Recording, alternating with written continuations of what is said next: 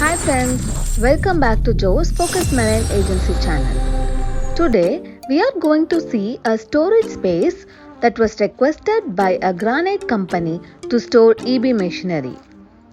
They needed only a 12 by 12 feet space. We have taken raw material instead of container and fabricated it for their requirements. We have used cement fiber board for insulation.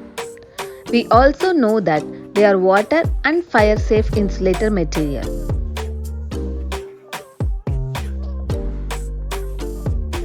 Doors and windows are provided for air ventilation using UPVC.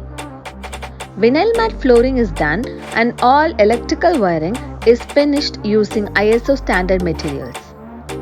If we want, we can fix an AC and converted it into a small living space.